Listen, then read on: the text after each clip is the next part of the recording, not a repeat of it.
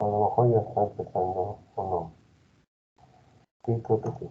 Ahí ya salió la notificación. Ok, muy bien. Como les decía hace un momento, son 8 semanas las que va a corresponder a este presente semestre. Vamos a trabajar como trabajábamos antes. Después, las otras 8 semanas, ustedes se van a ir a prácticas y los chicos de octavo se van a venir a teoría. Entonces, en estas 8 semanas, pues tenemos que avanzar lo más que podamos para ver todos los contenidos del programa. Y para evaluar, pues voy a dividir esas 8 semanas en dos evaluaciones. Dos evaluaciones. La primera va a ser a las 4 semanas y la segunda va a ser a las 3 semanas siguientes. Y la última semana pues va a ser para ultimar detalles con aquellos que hayan tenido problemas con las conexiones. Les voy a compartir también mi pantalla para que vean los archivos que ya les compartí en el team de clase y que vamos a usar como referencia para abordar la clase. Aquí está el botón de compartir.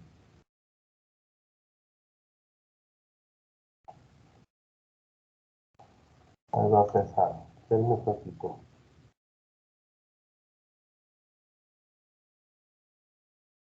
¿Ya está compartiendo o no? Algo pasó.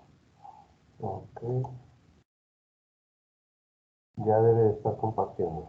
Ahí ya empezó. Muy bien. Este es el calendario. Estos son los equipos de trabajo.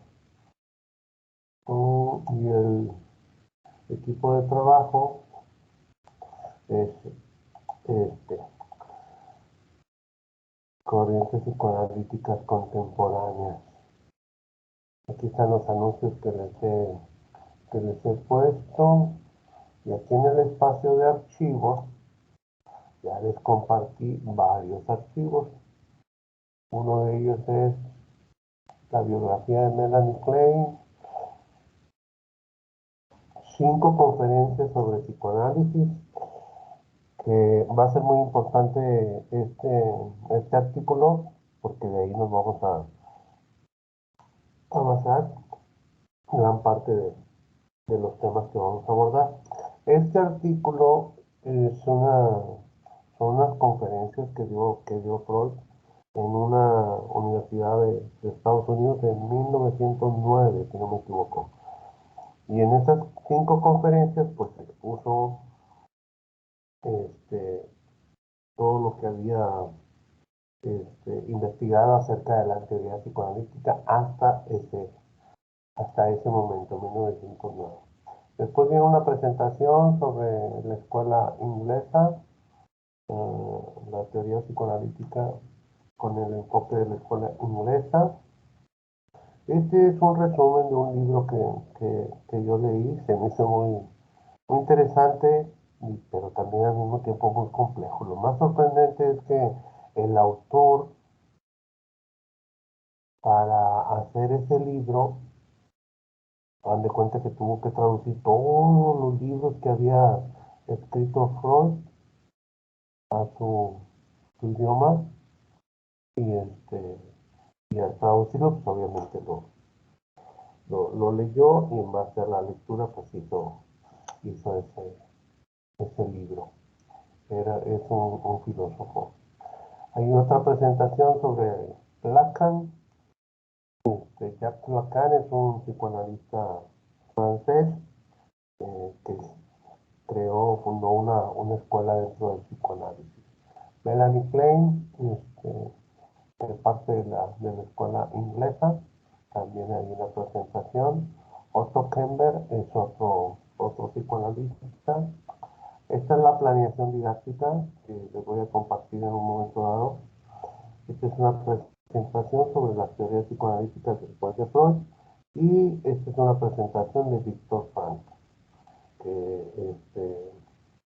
que también fue psicoanalista en sus inicios. Después creó la la psicoterapia conocida como ludoterapia.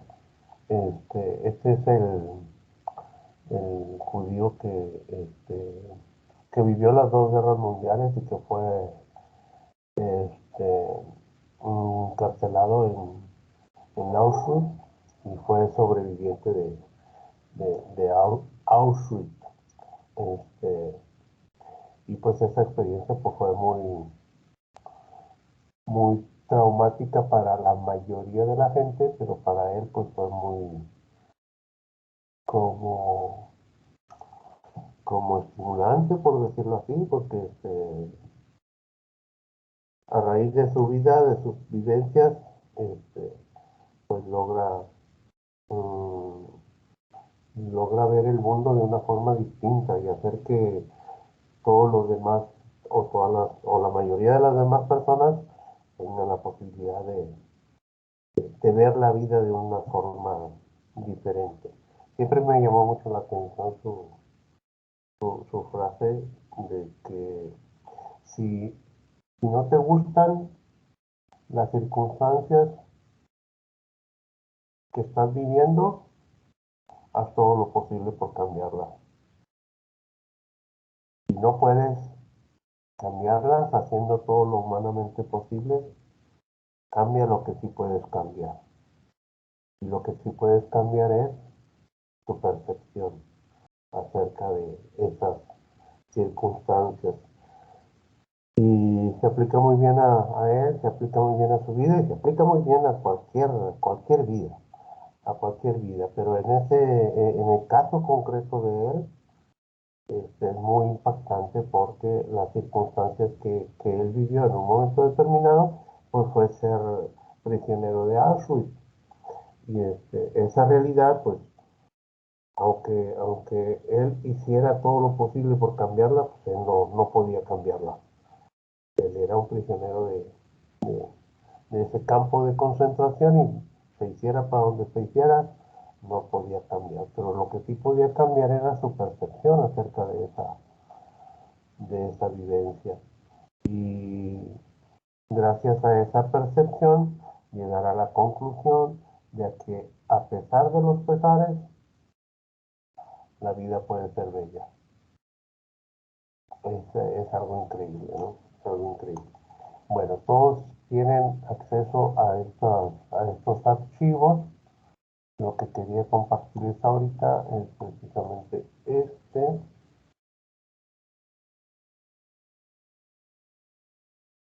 es donde está el contenido así a grandes rasgos de la materia de corrientes.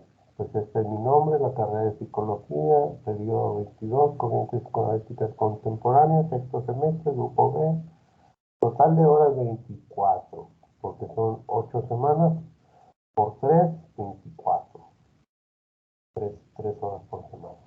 La descripción de la asignatura, el objetivo general, las unidades, si se fijan son 4 unidades. Ok, vamos con la descripción. ¿Quién me ayuda con la lectura?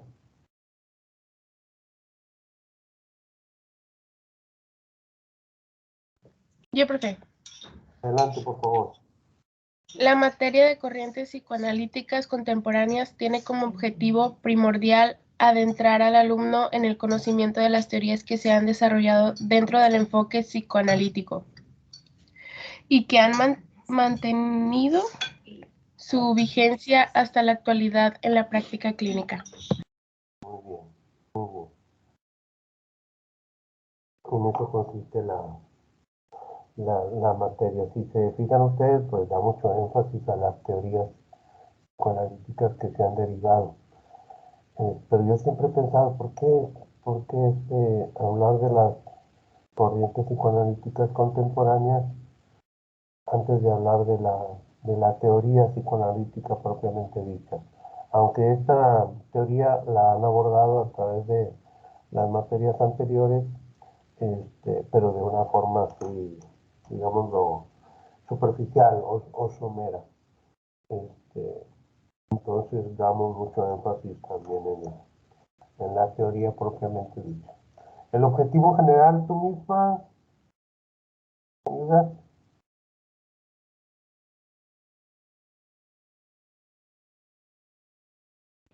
Yo, profe. Sí, adelante. Al finalizar el curso, el alumno habrá aplicado su conocimiento sobre el enfoque psicoanalítico. Sabrá cuáles líneas de pensamiento son las que tiene vigencia y en qué áreas específicas encuentran su mayor aplicación. Muy bien, ok. Ese es el objetivo.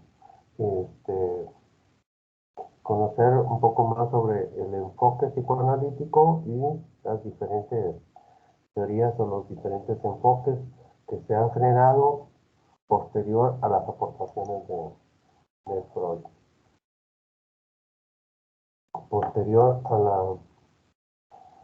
a la teoría psicoanalítica propiamente dicha. Y el programa está dividido en cuatro unidades.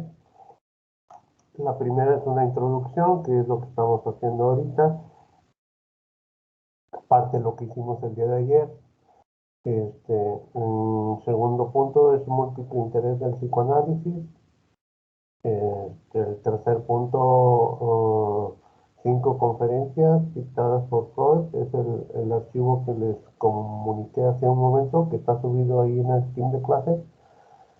Y en la cuarta es principales escuelas contemporáneas. Le pongo una unidad a ese tema porque quiero reforzar primero todo lo relacionado con la teoría. Y bueno, enseguida pues vienen las estrategias, recursos de apoyo, sistema de evaluación, etcétera. Si se fijan ahí viene exposición de contenidos teóricos, utilización de materiales didácticos como el PIN que estamos utilizando, presentaciones de PowerPoint. El primer parcial, aquí vienen tres parciales.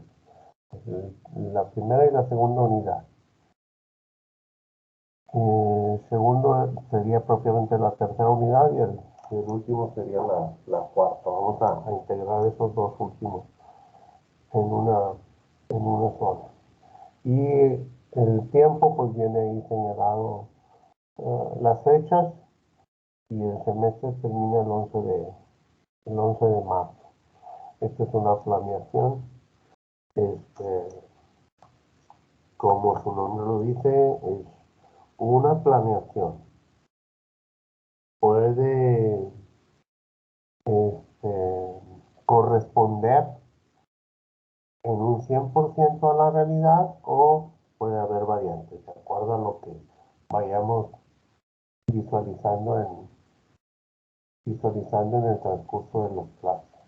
De repente puede haber algún tema que no les interese y que nos lo brinquemos, o puede haber algún tema que les interese bastante y nos centremos en eso. Bueno, este archivo está ahí en el team de clase. Pueden acceder a este archivo cuando ustedes quieran. Y igual todos los demás. El de las 5 conferencias, está completo. Está un poquito bromoso, numeroso, pero lo vamos a abordar en partes. Este es el artículo. 5 conferencias sobre psicoanálisis 1909. Son 5 conferencias que él dictó, les decía, en una universidad de Estados Unidos. Lo invitaron ya cuando, en ese año, pues ya era famoso. En ese año ya era una figura importante, ya se le había reconocido que, a pesar de que era muy polémico su aportación, pues se le reconocía que había hecho una gran aportación a la ciencia. Entonces, sus aportaciones llegaron a Estados Unidos y una universidad de Estados Unidos lo invitó junto con sus más cercanos colaboradores. Entre ellos iba Jung y se trasladaron a Estados Unidos y dio ahí él concretamente dio 5 conferencias. Los colaboradores pues dieron otras. Esta es la conferencia número 1. Esta es una introducción. Esta es la conferencia número 1. Más abajo viene la conferencia número 2. Aquí está. Conferencia número 2. Está en la página 7. Y luego la conferencia número 3. Está en la página 11.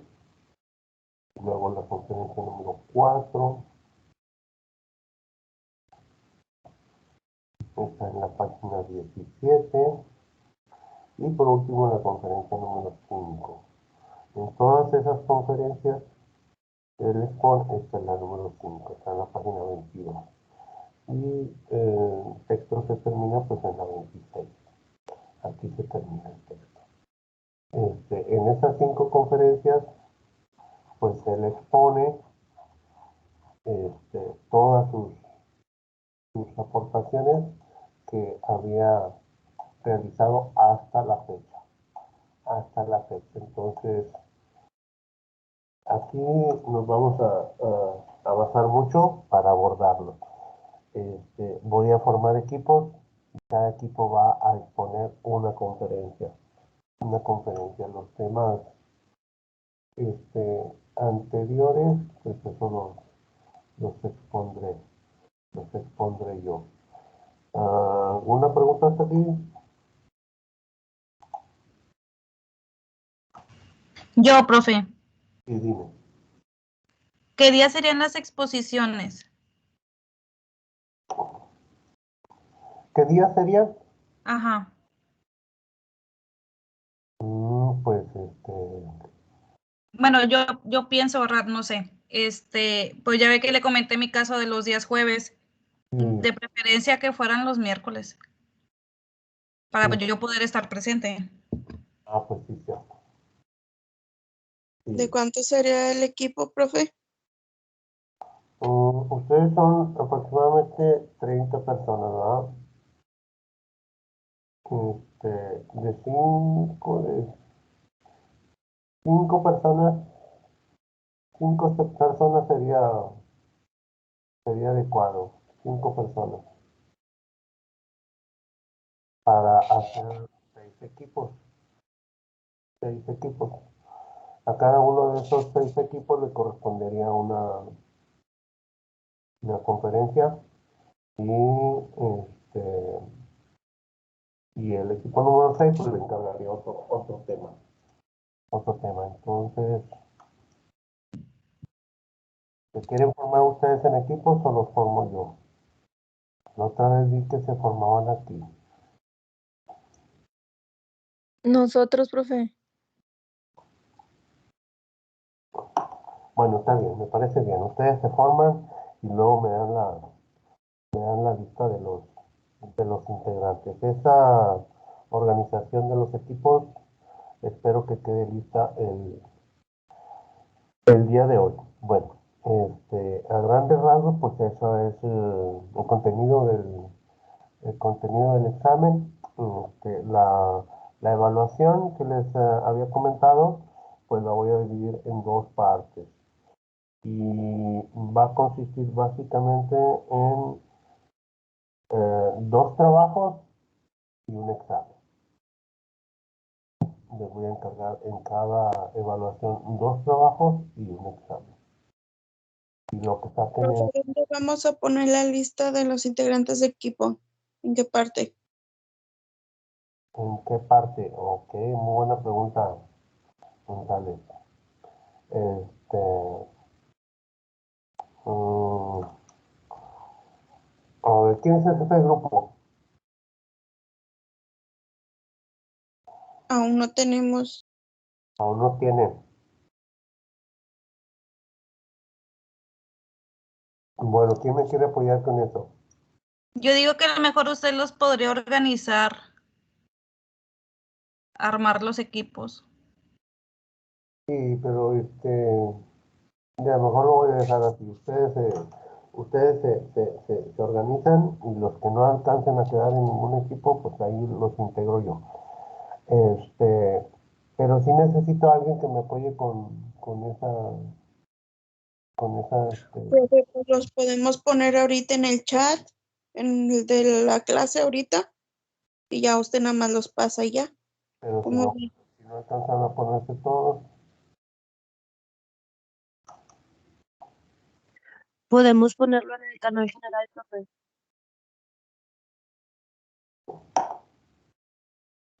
¿pueden qué, perdón?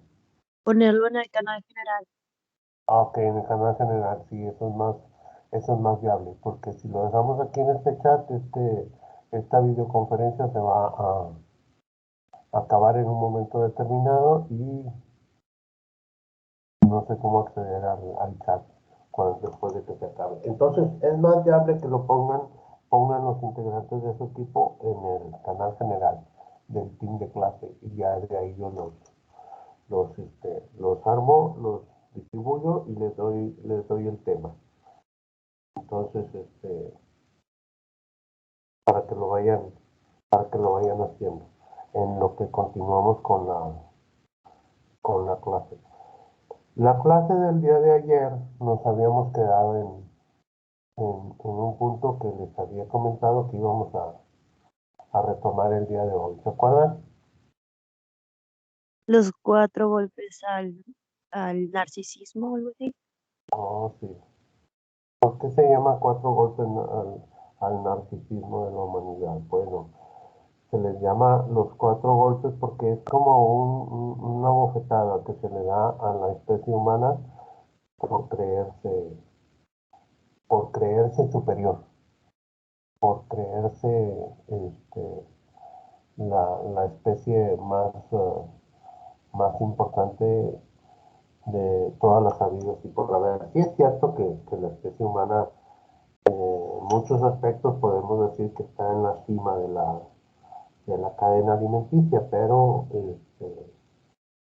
no en todas partes, ni en todo momento. Entonces, cuando abordábamos ese tema de los 4 golpes a la vanidad de la especie humana, hablábamos de Freud y de otras personas.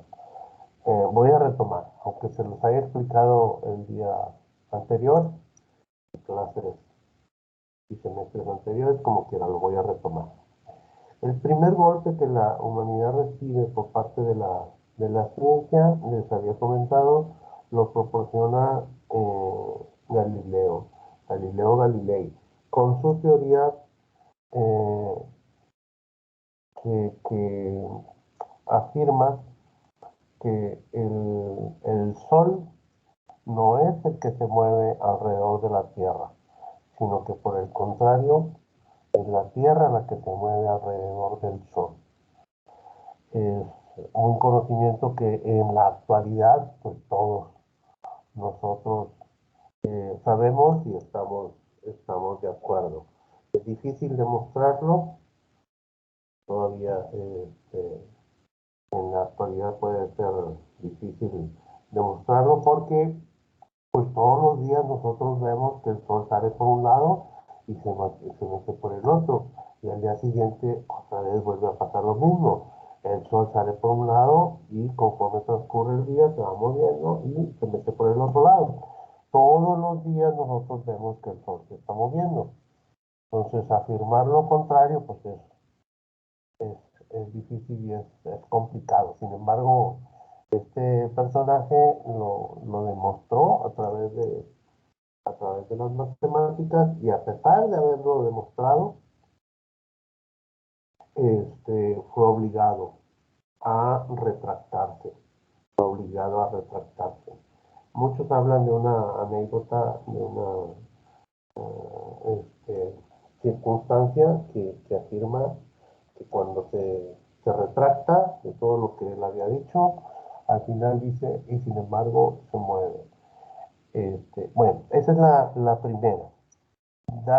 Se le llama golpe narcisista porque anteriormente se pensaba que la Tierra era el centro del universo. Y cuando se demuestra que no, que la Tierra gira alrededor del Sol, pues deja de ser el centro del universo. El segundo lo lleva a cabo Charles Darwin con su teoría de la evolución. Ese conocimiento del primero, de Galileo, duró muchos años en aceptarse, no se aceptó en forma inmediata. Hay muchos conocimientos, muchas aportaciones científicas que a pesar de ser demostradas,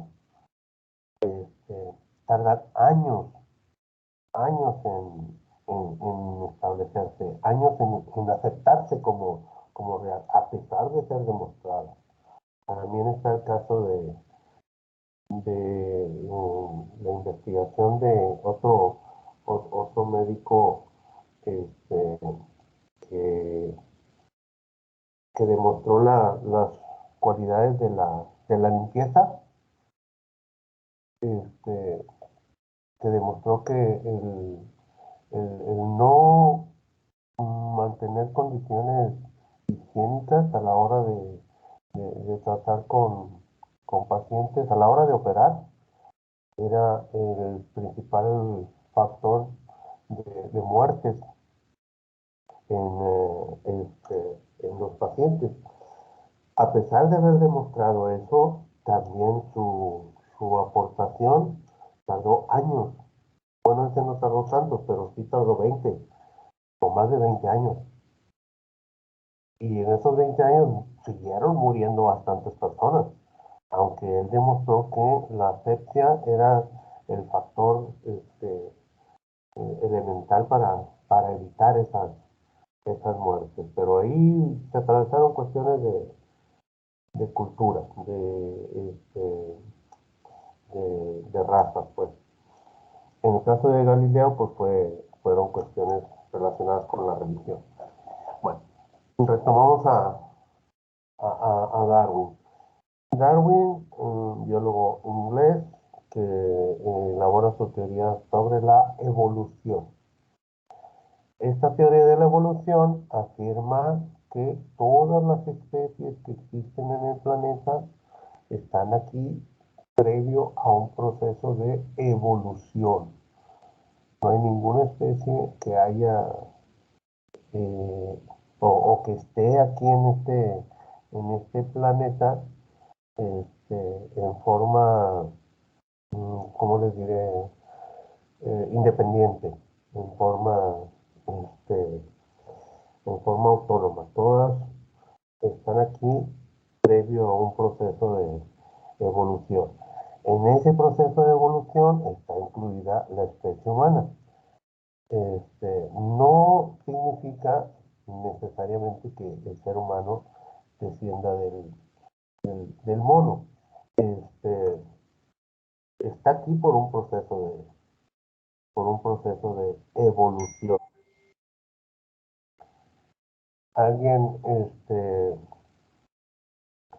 hace poco leí un libro, no sé si les había comentado, yo creo que sí, sobre el libro de Animales a Dioses.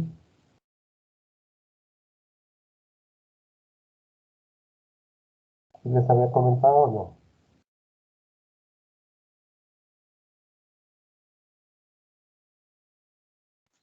Creo que no, profe. No les he comentado nada sobre ese libro de Animales a Dioses. Es un libro muy, muy interesante. Está ligado más que nada con antropología y con filosofía. En este libro plantea precisamente una especie de proceso evolutivo de la especie humana. Y más o menos, así a grandes rasgos, maneja que la especie humana tiene, o el Homo sapiens como nosotros, tiene relativamente muy poco tiempo en el planeta comparado con las demás especies. Yo me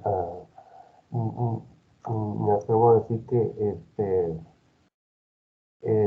su tiempo o nuestro tiempo en el planeta son aproximadamente entre 300.000 y 500.000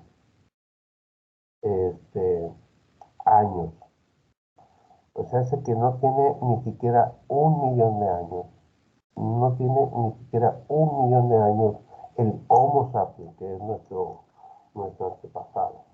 Pero en ese libro plantea que hace aproximadamente 6 millones, 6 millones, en alguna parte de África o en alguna parte del mundo, hubo un nacimiento de dos personas, o de dos seres vivos. De uno de esos seres vivos descendieron los, los gorilas, los orangutanes, y del otro descendieron los seres humanos. Pero los seres humanos, los primeros seres humanos, no eran sapiens, no eran como nosotros, como Homo sapiens, eran otro tipo de Homo, de acuerdo a la antropología. Y ese otro tipo de Homo, pues, han tenido diferentes nombres y genéticamente no son iguales a nosotros. Y esos diferentes nombres, pues, son, por ejemplo, todos han escuchado hablar de el Australopithecus. Todos han escuchado hablar sobre el Homo erectus. Todos han escuchado hablar del hombre de Neandertal y de algunos otros homos. Bueno, dice, todos esos homos genéticamente eran muy parecidos al ser humano, pero no eran genéticamente iguales al ser humano. Eran otro tipo de constitución genética. Y en un momento dado, de esa secuencia de homos, nace una especie que son nuestros ancestros, que son conocidos como Homo sapiens. Somos conocidos como Homo sapiens, diferentes al Homo erectus, al Australopithecus y al hombre de Neandertal y a muchos otros que se han descubierto. Esos otros Homos, pues sí, hay antecedentes de que vivieron aquí en la Tierra, pues hace 3 millones de años, 4 millones de años, 2 millones de años. Con respecto al Homo erectus, que es el primer Homo que camina en dos pies, dice que esa especie duró sobre la faz de la Tierra 2 millones de años. Pero ya no existe ese tipo de Homo, ya no existe, existió, y hay fósiles, y hay restos, pero genéticamente era distinto al Homo sapiens. Y dice que el Homo erectus es el que tiene el récord de más tiempo en el planeta, de todos los humanos o los humanoides. Y que hace aproximadamente 300 años surge el primer Homo sapiens. Y cuando surge el Homo sapiens, curiosamente empieza a desarrollar más que los demás tipos de homos, y empieza a escalar en la cadena alimenticia. Y al final de cuentas, eh, domina a todos los demás y hace que todos los demás desaparezcan. Incluso una gran cantidad de animales que existían en la prehistoria, como los mamuts, fueron unos animales que existieron hace muchos años, pero que fueron extinguidos precisamente por la acción del Homo sapiens. Y al final de cuentas el Homo sapiens pues se quedó como una especie que está en la cima. Y lo interesante de ese libro, entre otras cosas, plantea que el Homo sapiens ha pasado por tres grandes revoluciones. Y esas tres grandes revoluciones son las siguientes. La primera es una revolución cognitiva, que tiene que ver con el conocimiento, que tiene que ver con la percepción del mundo. Y esa revolución cognitiva afirma que tiene que ver con la capacidad del Homo sapiens en crear cosas que no existen. Esa capacidad de crear cosas que no existen fue el factor más importante para dominar a todos los demás, para sobrepasar a todos los demás. ¿Y qué es crear cosas que no existen? ¿O qué beneficio tiene crear cosas que no existen? Bueno, pues el beneficio que tiene es generar una cohesión tan, tan fuerte, tan sólida entre los seres humanos que no tienen otras especies. ¿Y qué cosas, ejemplo de crear cosas que no existen? Pues ahí es donde aparecen los mitos, las leyendas, los dioses, así lo plantea él. Cuando el ser humano logró crear la existencia de dioses y que los demás creyeran esa idea, hubo una cohesión muy fuerte entre ellos, y esa cohesión fue el factor más importante para sobrepasar a todos los demás. También plantea el siguiente ejemplo, dice, si tú pones a un ser humano en una isla desierta y pones a un, a un gorila o a un chango en una isla desierta, lo más probable es que el gorila tenga el más mínimo problema para sobrevivir, pero el ser humano sí va a tener problemas para sobrevivir.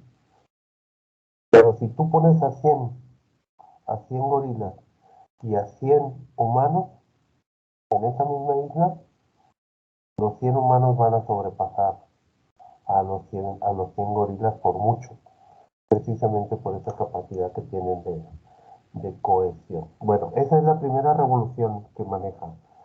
La segunda es una revolución agrícola, cuando el ser humano es capaz de sacarle a la tierra el producto necesario para su subsistencia y se hace sedentario. Bueno, esa revolución agrícola lo maneja también como el gran fraude de la historia, el gran fraude de la historia. ¿Por qué se imaginan que lo maneje así, el gran fraude de la historia, la revolución agrícola que hizo al ser humano sedentario? ¿Alguien me puede contestar esta pregunta? ¿Por qué la llamará así?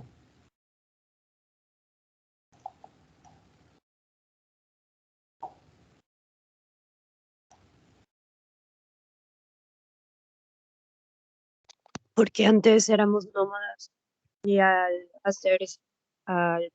suceder esa revolución, fuimos capaces de establecernos en un lugar y crear más cosas en base a ello, unirnos más como sociedad. Sí, sí, muy bien. Por todo eso, entendemos que es una revolución, pero ¿por qué la llama el gran fraude de la historia?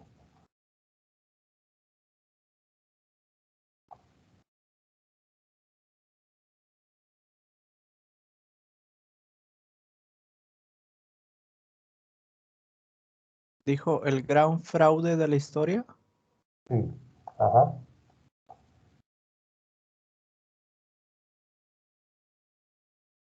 Y, bueno, ¿en qué sentido se considera un fraude el cambio de nómada a sedentario?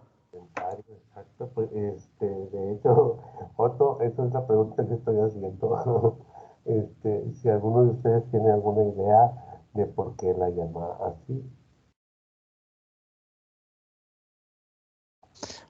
Pues es que en cierto punto se puede considerar que una es por flojera, de que es ya no quiero caminar tanto, no andar para acá y luego a ver si hay o a ver si no, y es pues viene la necesidad, que se supone que es lo que principalmente genera los cambios, la necesidad y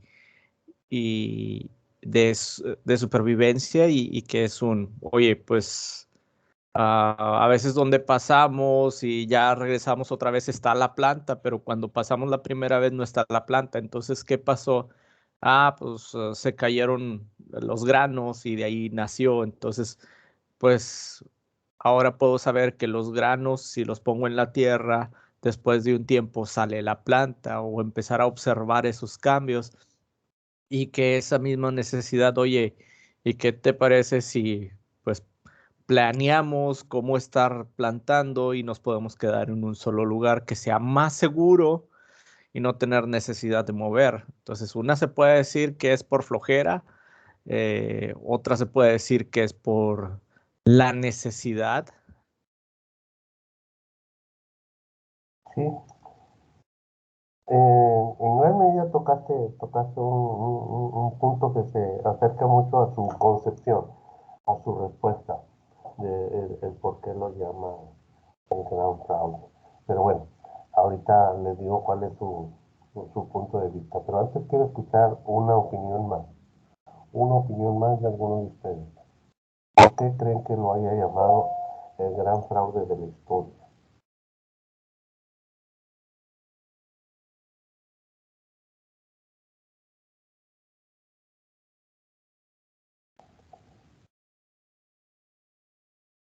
La idea que tengan. Ailén, ¿estás ahí? Sí, profe. La idea que tengas, Ailén, dime, ¿por qué crees que él la llame el gran fraude de la historia? Cuando el hombre logra hacerse sedentario y sacarle la comida a la tierra.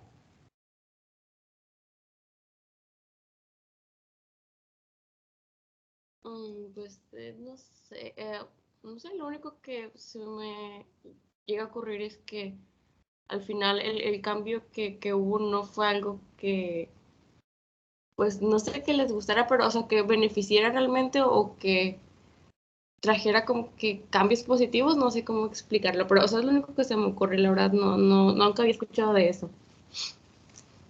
De hecho, esa es la respuesta, Ailén. Esa es la respuesta que él se da. Él se da, independientemente de que estemos de acuerdo con él o no. Dice que en el pasado, cuando los hombres eran nómadas, tenían también una dieta muy rica, muy diversa, muy vasta, porque andaban de un lugar a otro y en todos esos lugares pues comían diferentes cosas, ¿verdad? Se acababa la comida y se iban por otro lado, y en el otro lado comían otras cosas y así. Ahí andaban preocupándose por conseguir lo necesario para subsistir.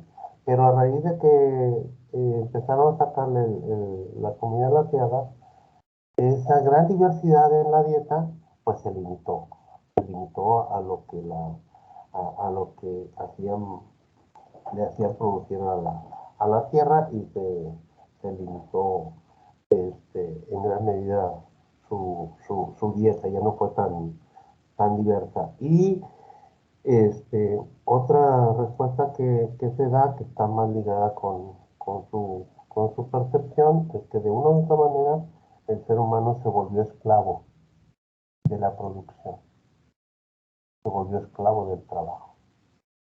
se volvió esclavo de producir, de producir, de producir, de producir, de hacer que su vida girara en torno a la producción.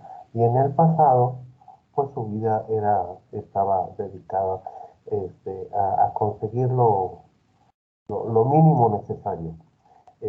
Bueno, esa es su visión. Incluso en una parte del texto se pregunta quién quién habrá sido más feliz, si este, aquel primer hombre que dejó plasmado su palma en una de las cuevas, en las pinturas cuneiformes, o el astronauta que dejó su huella en la luna. ¿Quién habrá sido más feliz? Pero bueno, esa es una, una visión muy particular, muy interesante. Y bueno, eso lo maneja como la segunda gran revolución. Y la tercera, y esa segunda gran revolución, la primera revolución, que es la cognitiva, dice que apareció hace aproximadamente 70.000 años.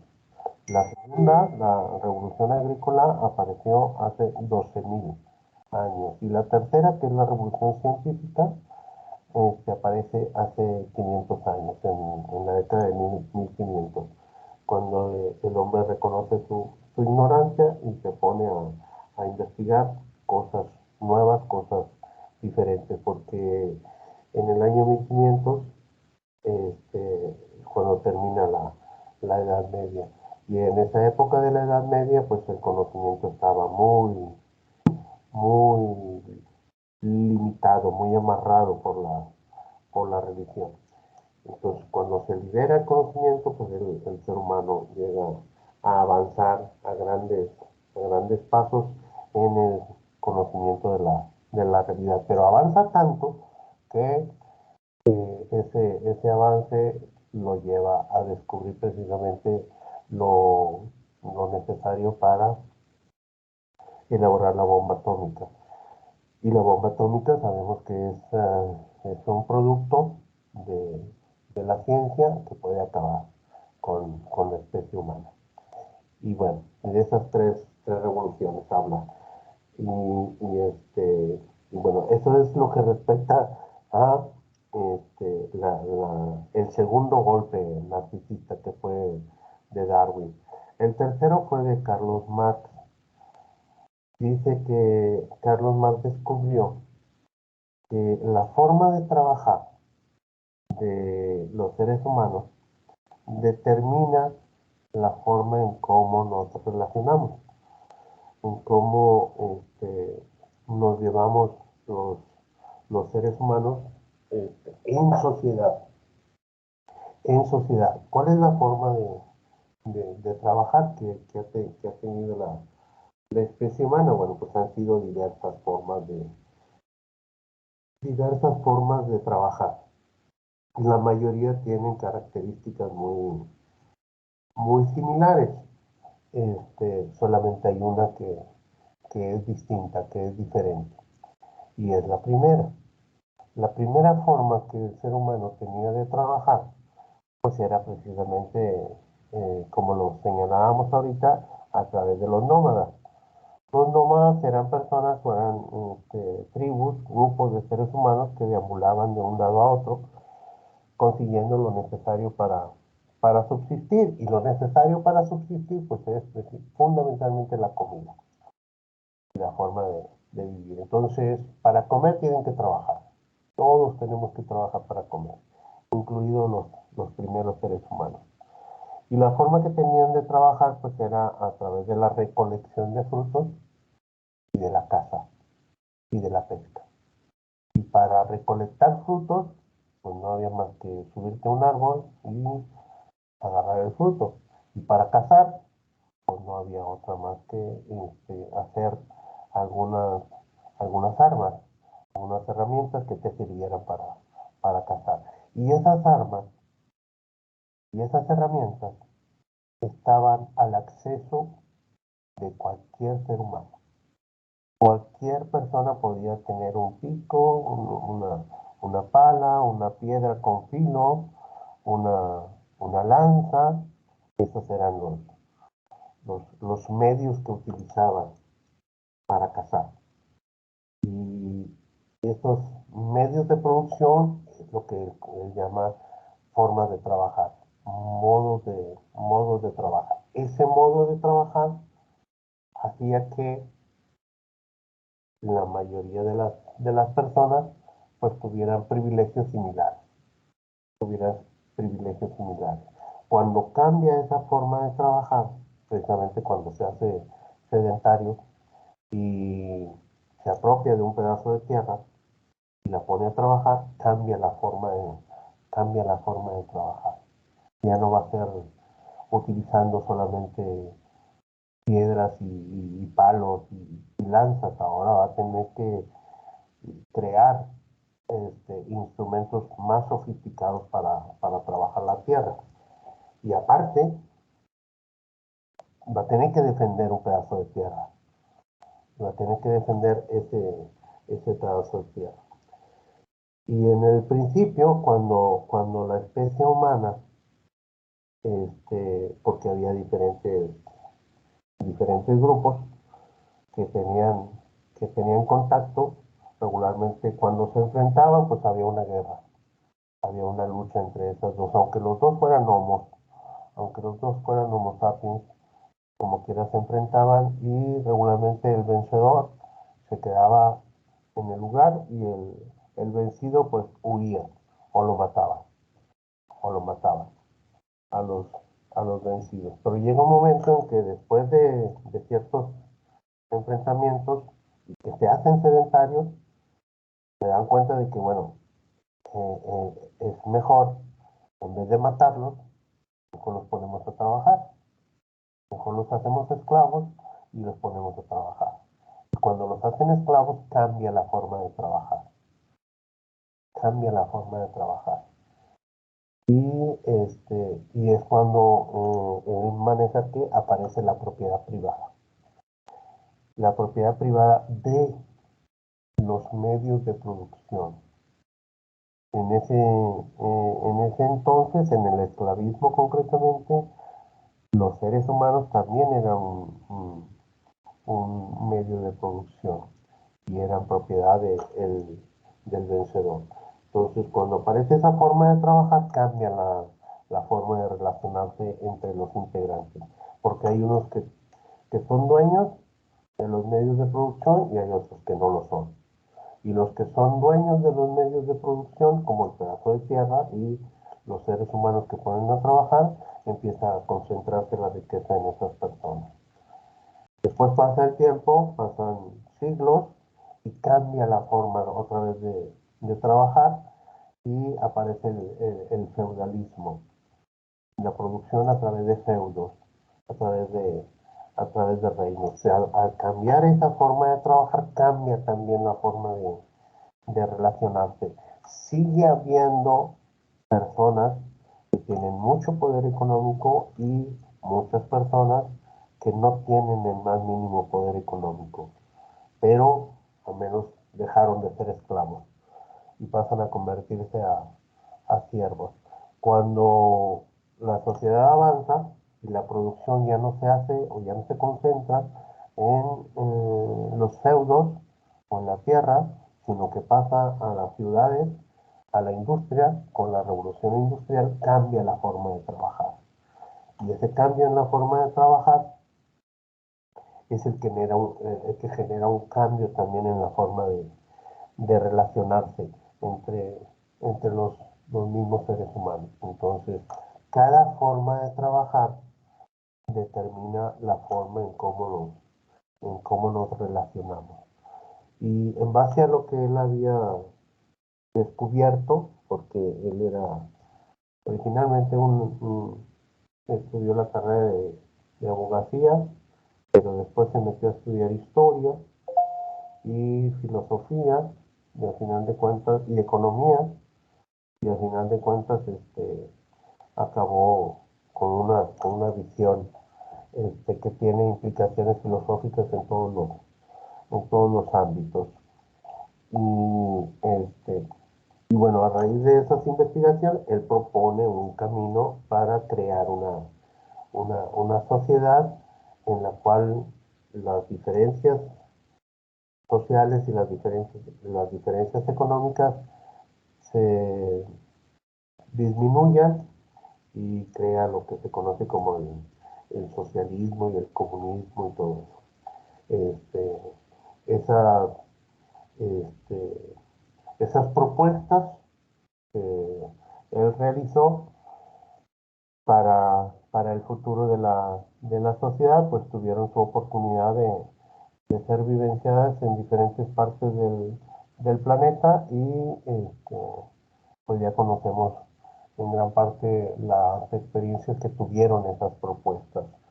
Pero sus aportaciones pues sí fueron muy significativas y muy reales en el sentido de que la forma de trabajar pues es la forma que determina en cómo nos relacionamos entre nosotros mismos. Y habló sobre la forma en cómo están estructuradas cómo está estructurada todas las sociedades habidas y por haber, sin excepción, y manejaba que se generan en todas las sociedades grandes estructuras, tres grandes estructuras sociales, que son la estructura económica, la estructura jurídico-política y la estructura ideológica. Y bueno, ese es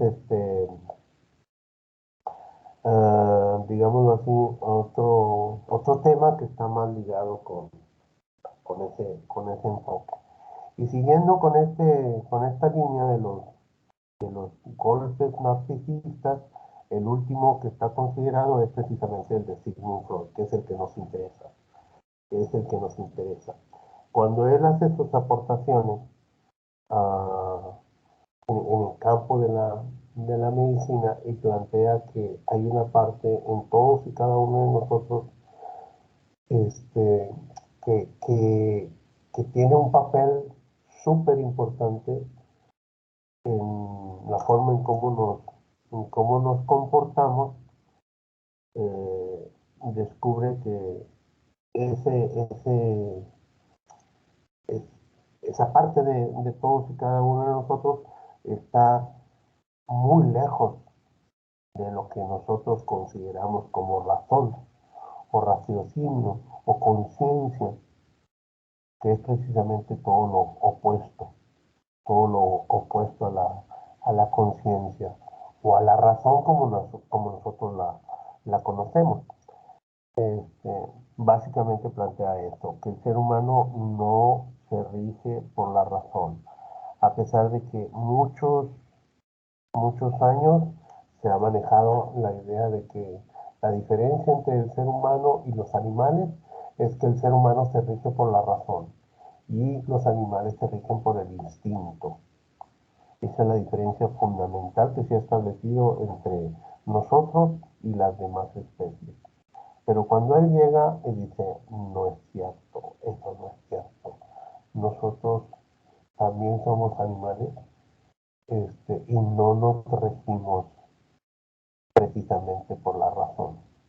Nosotros tampoco nos regimos por el instinto, dice. Tampoco nos regimos por el instinto, pero nos regimos por el inconsciente. ¿Y qué es el inconsciente según él?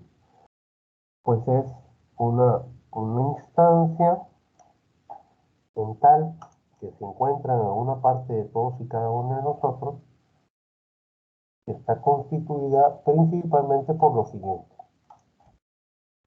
Son todas las experiencias que hemos tenido, todos los pensamientos que hemos tenido, todas las ideas que hemos tenido, todas las vivencias que hemos tenido y que no nos acordamos.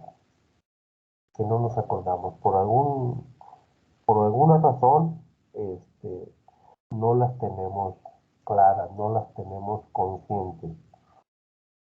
Pero ahí están, en algún lugar de nuestro cerebro, ahí están. Y todas esas cosas que ahí están, hagan de cuenta, es un departamento que está dentro de nuestra cabeza. Bueno, esas cosas que están dentro de nuestra cabeza son las que nos determinan a ser lo que realmente somos. Son las que nos determinan a actuar como actuamos en realidad. Y nos determinan a tomar las decisiones más importantes de nuestra vida. No cualquier decisión, no cualquier decisión, las decisiones más importantes de nuestra vida. ¿Cuáles son las decisiones más importantes de nuestra vida? Pues sencillamente elegir pareja, elegir carrera, elegir amigos. Ustedes lo pueden ver en el salón cuando iban a clases, cuando iban a clases presenciales. El salón está compuesto de 30 o 40 compañeros. Sin embargo, todos y cada uno de ustedes se hacía amigo o amiga de alguien en especial. ¿Por qué de ese alguien en especial y por qué no del otro o de la otra? ¿Cuál es la razón que los llevó a hacerse amigos o amigas de fulanito de tal? ¿Por qué el grupo de amigos que tienen son fulanito y sutanito y menganito y no Juan, Pedro y María, por decir algo? ¿Por qué los amigos que tienen son los que tienen y por qué no otros? Bueno, la respuesta a esa pregunta, dice Freud, tiene que ver precisamente con ese departamento que está en alguna parte de nuestro cerebro y que nos determina a unirnos con tal o cual persona. Y regularmente nosotros todos lo podemos racionalizar de una u otra manera, de tal manera que nos pueda convencer. Por ejemplo, la persona de la cual nos enamoramos, yo lo puedo racionalizar y puedo decir, bueno, yo me enamoré de ella porque estaba bien bonita, porque me hace sentir lleno, me hace sentir pleno. Cuando yo estoy con ella, me siento muy bien. Siento que ella me entiende. Aparte está bien buena. Eso es otra cosa. Cosas por el estilo. Cosas por el estilo. Bueno, todas estas explicaciones que nosotros nos damos, dice él, son racionalizaciones. Y una racionalización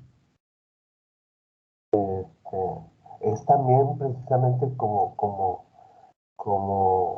algunos seguidores de él lo definen, un mecanismo de defensa definido como una mentira cargada de afecto. Como es una mentira cargada de afecto, pues no la creemos. Y cuando no la creemos, pues hacemos real el enamoramiento. Lo mismo pasa con la elección de carrera. Lo mismo pasa con los amigos que tengo o las amigas que tengo. Yo puedo explicar por qué mis amigos son fulanito, sutanito y menganito. Yo a veces me pongo a pensar en mis amigos y son súper diferentes a mí.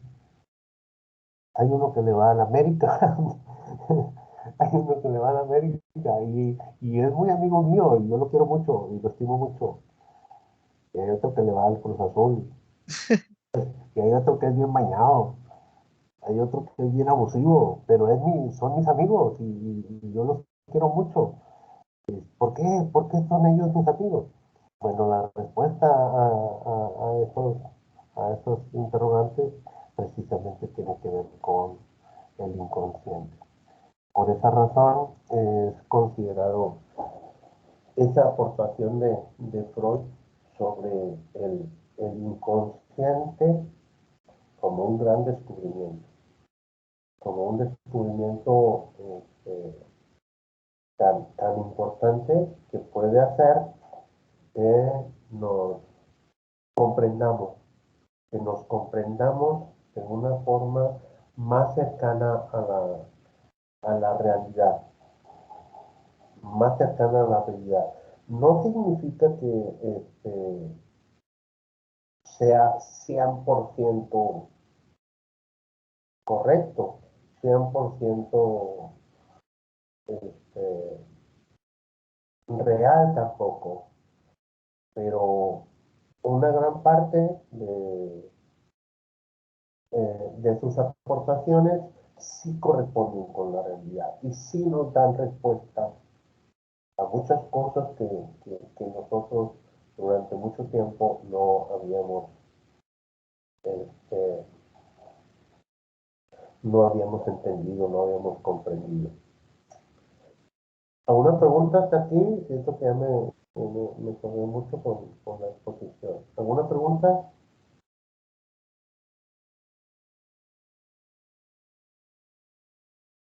No, profe.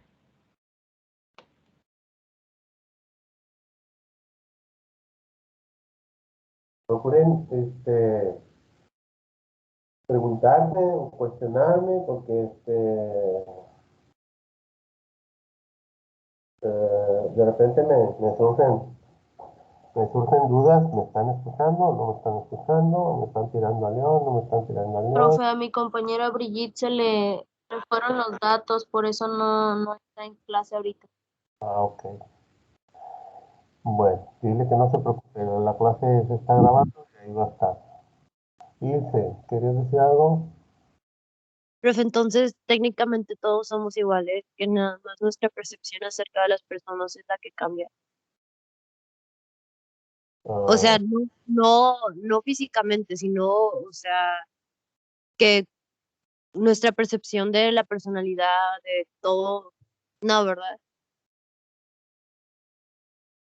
eh, bueno, Ilse, gracias por tu participación, pero no alcancé a captar bien tu pregunta. Que, que si técnicamente entonces todos podríamos llegar a ser iguales. O sea, que nuestra percepción acerca de la otra persona es la única que cambia. Ok, sí.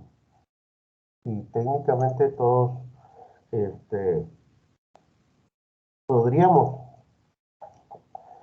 podríamos ser iguales. Sin embargo, todas las experiencias que hemos tenido todos han sido diferentes. Y esas experiencias que han sido diferentes nos hacen ser diferentes. Incluso en el absurdo extremo de dos hermanos gemelos idénticos que hayan crecido en un mismo ambiente familiar y que hayan vivido las mismas experiencias durante toda su vida. Es un caso absurdo, ¿verdad? Pero incluso en ese absurdo extremo, la diferencia estaría presente en en esas dos personas, en esos dos gemelos. ¿Por qué? Porque cada quien va a vivir esas experiencias desde desde su realidad, desde su perspectiva, desde su óptica muy particular, aunque hayan sido las mismas experiencias. No sé si con esto conteste tu pregunta. Dice, Pues sí. que se tuvo que salir.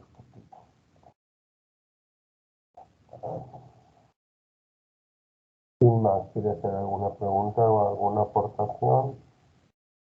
Voy a dejar de grabar para que no sea tan larga, porque ya como que se alargó mucho la grabación. Yo, profe.